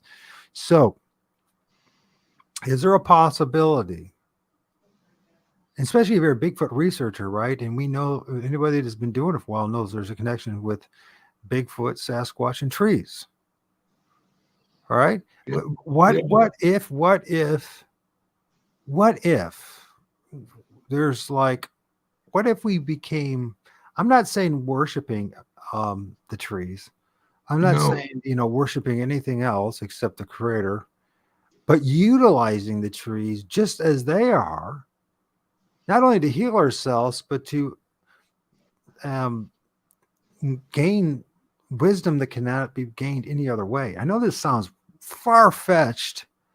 I'm not going to say crazy, but far-fetched only because of our modern Greco-Roman slave education. Yeah. And so what if Robbie's onto something? Another piece of the puzzle that we're working on in this channel. What if he's onto something? And what could it harm us and myself to do what Robbie says? And, it's like for me, I'm thinking about, it's going to be 45 degrees tomorrow. It's supposed to be sunny. So, if I could get, maybe before I go to the dentist, because I have to go to the dentist finally, maybe this time, although who knows, the spirits last time stopped it from happening. But what if,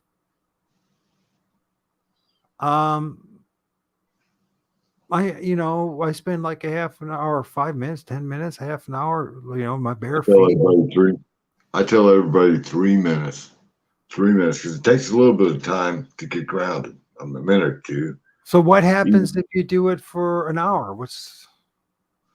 I do it for hours. Sometimes I've sat out there 2-3 hours. If I go to Walmart or I'm around a bunch of people, depending on how the energy is, I've come home and grounded 3 times in a day just to shed the energy, the negative energy, to get back to where I'm balanced. Because it's funny. It would be interesting. It would be funny if, I'm not saying it's going to happen, but it would be interesting to see that maybe the spirit stopped me 2 weeks ago on the 20th of February. We had all those amazing pictures that I filmed. People were paying attention to what I'm doing. I had a really supernatural, spiritual day in which there was a lot of interference from outside spiritually, right? In which the dentist appointment didn't work out, and then my doctor's appointment didn't work out. And it's a fascinating story how something rotated 2 of my tires hubcaps over my the valve stems. And so by the time I was supposed to go to the doctor's, and I ended up having only 10 pounds of pressure in my tires, I had to go to the tire man and get them filled instead of going to the doctor's appointment, because I didn't want to end up having a blowout on the way there. But anyways, what if I'm just saying, I'm not saying it's going to happen, but what if my mouth gets healed, my tooth, from just grounding? What would that say? And what if there's a possibility in some way or some, you know what I mean? Because they say that, well, one thing that you brought up is that your blood, to bring more, what was the case study they said again about the grounding and what it did to your blood? They said when you just stepping on the earth barefoot, they said it on the vascular deal, cardiac. They said your blood cells get coated where they're slick, they don't stick, which gives you better flow through your body. So in other words, those blood cells become nice and round again, like the shape of an orb, like the shape of the sun, like the shape of a tree ring. And what if, what else am I going to say? So it's you better circulation, blood flow. It's funny, the people that I've encountered, now I've had some of them that, even though they know it, I told them over and over, they don't need to try it, but I've had some people try it and they were amazed. The same thing happened. Their hands were like it was sucking it into the trees, what they told me. That's what it feels like. But it's more magnetism. What is magnetism, but also I wonder if it's the spirits that was living in the trees. I mean, I've heard numerous times where people have been healed by, or at least they claim that they've had healing through these spirits. Now, as somebody who's a Christian, the first thing that comes to mind, at least for me, is, it's demon possession. But how do I know that? And maybe I'm completely wrong. And maybe this is more bad information that has been given to me by the men that walk around in suit and ties. That tie that inverted obelisk that points to, Osiris is the symbol of Osiris' penis is pointing straight to their own genitals, yoked around their neck, symbolic of being a slave to the empire, the Roman Empire. Slave to the empire. So maybe their brain, just like, because what I've discovered is that every one of the pastors that I've dealt with, priests, they're wrong about every damn thing, including what was in that book. I'm not just saying it to be mean-hearted or judgmental. I mean, I'd be more than happy to have a debate with the Pope. Because a heartbeat. Bury him with his lies. And you know what? Not because I want to hurt him, but because, man, we got to stop this madness before the madness is leading to the dying. Here's another thing, Robbie, I do believe is part of my mission this year is to try to warn people about the dying of the trees. I'm seeing the trees die in droves in my town. I do believe a lot of it has to do with the FIVEG and the Wi-Fi, and I also believe they're dumping in the air. And I think that we're in a total ozone. And there's certain entities that want this place. They want this place to be destroyed. And certain groups out there, they feel that in order to do this, they have to commit all this atrocities in order to bring their God back. Well, the day merge, I don't think we want it anymore, and we don't want him. We don't want that entity. You know that dragon that they talk about in the Old Testament, the dragon that they all worship. So, and by the way, they believed it was a real dragon. I mean, Robbie brought that up as well. Anyways, if anybody's interested, I'm going to leave. Not that it happens. If it's all right with you, if I invite people, Robbie, they want to join us in the conversation. Is it okay, Robbie? I don't mind. I don't mind at all. I'm not saying it's going to happen. Usually that doesn't happen because I know people are not really in a position to do it. But I also feel it's my responsibility as a host to share the opportunity for anybody who wants to come into the conversation and talk. And I learned stuff from them. Not an argument type deal, but I learned things because it makes me think in different directions. Well, here's another thing, Robbie, as us who are Bigfoot researchers, what would happen, those of us who go into the field one way or the other? I don't tromp in the woods anymore because of MS, but I still hang out in the edges of the woods, and I don't even have to go that far. I got a feeling if I just went to that tree in my backyard and just rounded to it, I wouldn't be surprised I ended up seeing something more positive instead of negative. What if that's the case? What if I end up, or say you're a Bigfoot researcher, and if you're still sticking around, any of you guys who are Bigfoot researchers, what if before you went out in the woods, before you did anything, you spent 5-10 minutes grounding yourself to the trees? I wonder what kind of experiences you would have. Would you have more positive ones? Would you have more sightings of certain things? Would you have how do you get to know what would happen unless you try it? Right. Because I think there's, we're missing the point about a lot of the things. What we're doing is people who research, say, Bigfoot or cryptids or spirits and all that. We're all out for the thrill of being, I think at times, and not always, but a lot of times I wonder if that's what we're really out there, is just to be scared. Or is there something spiritually that the Creator's trying to reach out to us to say, hey, listen, there's something bigger and greater. That delusion that you grew up in and that your parents grew up in, and I don't know, that's exactly what it was. And there's something better. And I'm trying to lead you back to it. And, and of course we hear this all the time through religion and all that, So, but, if you guys don't want to join, that's fine, because we're getting close to 2 hours anyways. Robbie, you did a good job this is your second interview? No, it's first one. I appreciate you bringing me on, man. I actually had a good time. I just, saw a dude that's willing to have enough guts to go on the TikTok channel and talk about grounding and to a tree, not just to the ground, not just walking around in your bare feet, but actually grounding himself to a tree. And I'm just like, okay, maybe somebody's trying to tell me something outside of Robbie. There's a lot to it. I tell people to go around for 3 minutes a day, 7 days. Tell me what happens. And I've had people tell me, they said, I feel so much better. Well, You know? that's another thing too, man. If it's telling me maybe I need to go move further south, man. This cold weather is a killer on me. But Me too. Oof. It's old age.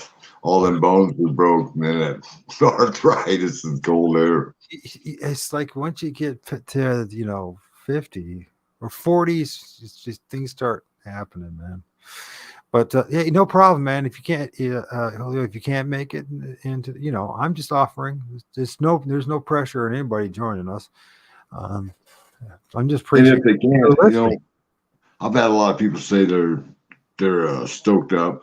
They can't get to a tree because they're so in such bad shape.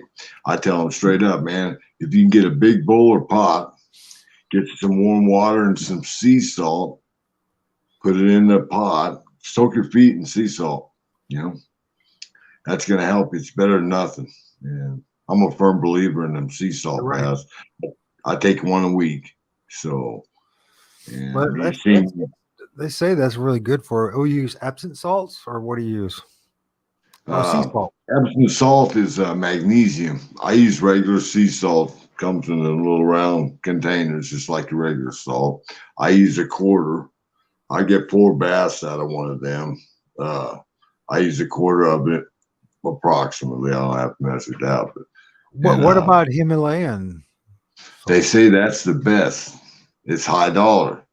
But yeah, one time I've used it. I didn't notice any difference between it and the sea salt. It seemed the same to me, but the Himalayan was really expensive. But they swear by it. I mean, I didn't have an experience. And maybe I didn't use it long enough. I went through a bag probably in a month. But wouldn't it be just fascinating, Robbie, if it turned into like 3 years? The next thing you know, you see, what is that guy doing in the park? He's just like holding it. He's just touching that tree. What's he doing in his bare feet? Touching the tree? Oh, he's healing himself. He's reconnecting with the creator and all that it is. I think there's a point to all this. I really do. I might be going down the wrong direction, but it might lead us to the proper direction as far as our big picture. What is the purpose of life? Why are we here? Why are we going through all this stuff? There's got to be more meaning to this life. There's only so much entertainment that I can stomach anymore. I can't stand listening to radio anymore. I can't stand watching movies. I can't stand 99.9% of what's on the internet. And by the way, I understand that 99.9% of the internet and the rest of the world can't stand me either. But I understand it's quite reasonable. But the thing is, I don't know. I'm in a bigger quest for things. I want to know more about what's going on for real. How did we all get to this point? Right. You know what I mean? Well, on TikTok, I got 18,000 followers. On one of my videos, it was like 228,000 views.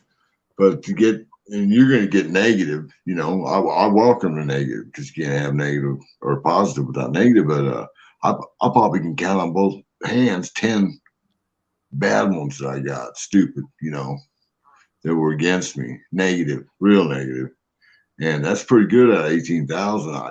I can't explain because I figured I'd run up against a heck of a wall, know, and I haven't. I have a different experience because I go much deeper into this stuff. You know what I mean? So, well, you research, and I show images that people don't want to see or don't want to accept, and I talk about things that most people don't want to hear or don't want to accept. But I honestly think it's the next stage of development of one's personal evolution. Yeah. And, between your brains and your spirit is that you have to become more tolerant and accepting of truth. And truth is a bitter pill to swallow for every one of us.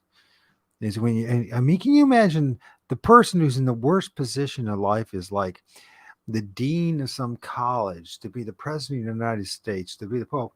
These people are so ensnared and so trapped in this system, this matrix, that I just can't imagine the internal nightmare that they're going through. And I don't want to go back down that path. I don't want to go back in the matrix, Robbie. No, not at all. I can't. My eyes are open. And that's why I'm not mad at these people that go negative, or I got nothing against the people in religion. Nothing. Because I was once asleep too, you know. Well, I think it's worse than that. I think it's like the Bible does, Sarah. It's a snare. It's a trap. You know what I mean? I mean, that's just the side effect of being ensnared is the scales are put over your eyes. And by the way, no matter how much we wake up, Robbie, we're not that awake. We're nothing like our ancestors were. No, nothing even close to. We have a long ways to go. Strapped in service. That's right, and that's and that's a way to keep oneself kind of humble at the circumstances that we're all in. People say, it's just the best time to be alive, and just imagine all the things that are going to happen. I'm like, yeah, well, until we can get to that point, enough of us to say, you know what, things are so bad. I gotta try. Yeah. I'm really going to have to shine that light, my light that I have, and be brave enough to shine it into the darkness and spend time in the darkness, not to become dark, not to become, a terrible human being or be a burden on the rest of the world, but to really shine, figurative and literal. Well, I embrace my dark and my light. I've talked to the dark. I talk to light too. A lot of problem with the dark was the light come in. The light didn't do it, but humanity did. Always using the dark as a scapegoat, and we're all in the same dimension basically. And this stuff they're letting in from that CERN, that portal, it's supernatural evil. It ain't even part of our dimension. You know what I'm saying? So if they destroy this world, we all lose, even spirit, Which is fascinating that it has to be a circle. All these hadron colliders all have to be circles.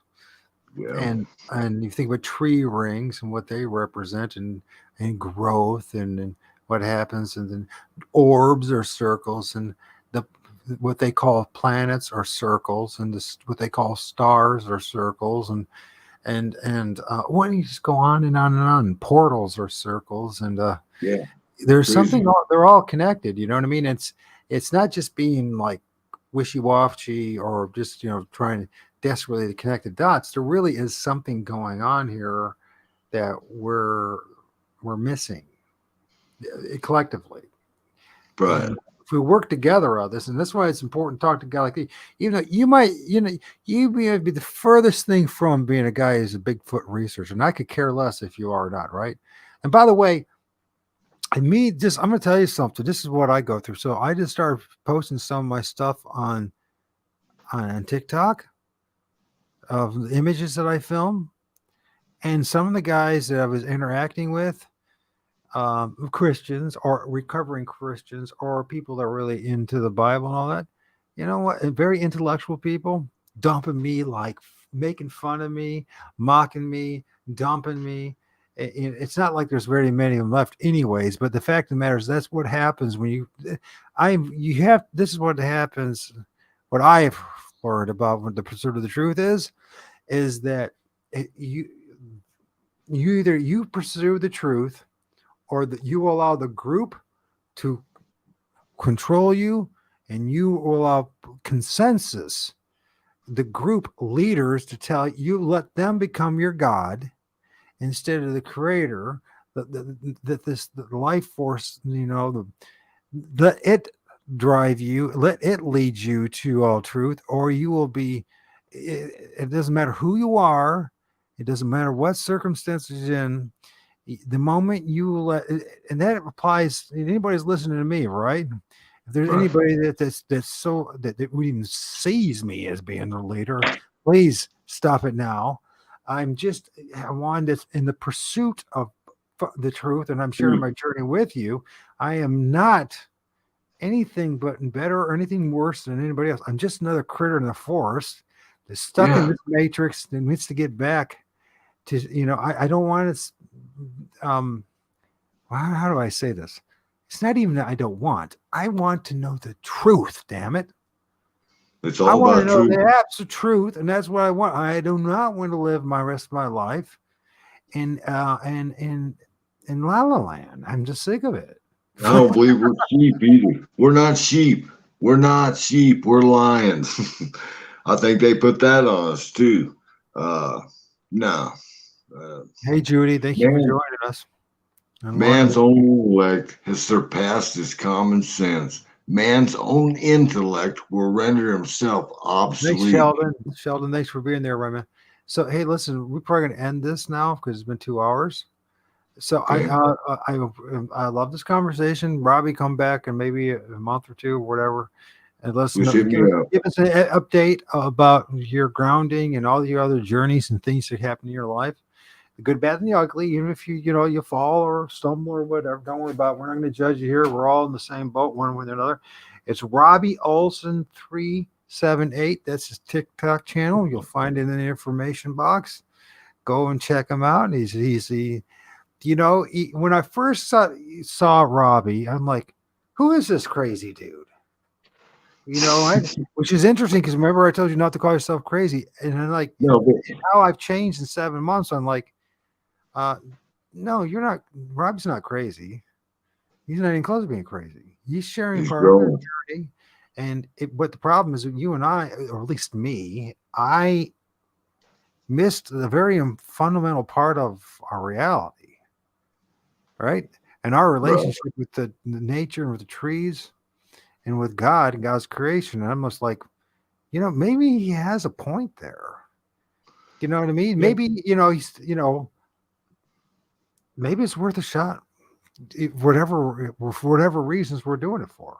So that's one of the things I'm going to try to do, although it's still a little cold up here in Northwest Ohio. I mean, but I'm going to try it anyways tomorrow, and I'm going to try it, as long as it's not raining and it's super cold.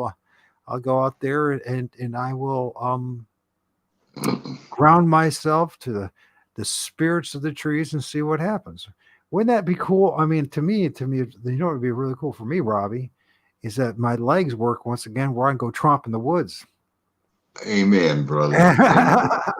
Hey, I'm a spiritual leader. I am a healer. I'm going to send you healing too, Mike. So you make sure you ground them all because that's part of it. I give a lot of people gifts. I love you, man. Thanks for having me on your show, buddy. Yeah, it's been a lot of fun, man.